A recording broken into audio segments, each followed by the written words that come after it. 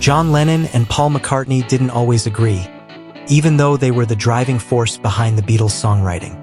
John often critiqued Paul's contributions, voicing disapproval of Let It Be, much of the 1967 album Sgt. Pepper's Lonely Hearts Club Band, and sections of the closing medley on Abbey Road. According to Paul, John only ever gave him direct praise for one of his songs, the 1966 ballad Here, There and Everywhere from the album Revolver.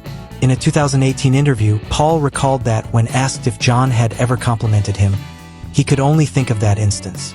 He remembered John casually remarking at the end of the track that it was a really good piece of work. Paul admitted he was so struck by that rare approval that he held on to it for decades, joking that it was almost pathetic how much it stayed with him.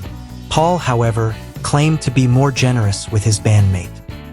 When asked if he ever praised John's writing, he said he did, often after a drink, as it made it easier to express.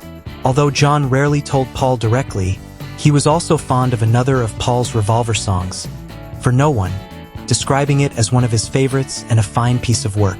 The song, which explores the breakdown of a relationship, was rooted in Paul's personal experiences. In the lyrics, Paul explained that writing about rejection and failed relationships felt natural, since it was something many people go through and could relate to. He clarified that while the song portrays two people parting ways, it inevitably drew on his own life.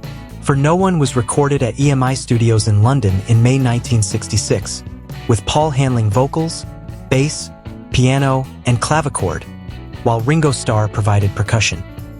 Paul is believed to have started writing it during a holiday in Switzerland with his then-girlfriend Jane Asher, later suggesting it may have stemmed from yet another argument between them. Reflecting further in the lyrics, Paul described the painful moment when a relationship ends and all affection suddenly disappears. He said it can feel as though love switches off instantly, leaving one person on the receiving end of rejection. At the time, he admitted he believed most relationships were meant to last, unless they were fleeting encounters, but with Jane, things were more serious. The couple had been together for about 5 years, and Paul had once expected they would marry. Yet, as time went on, he realized deep down that it wasn't meant to be.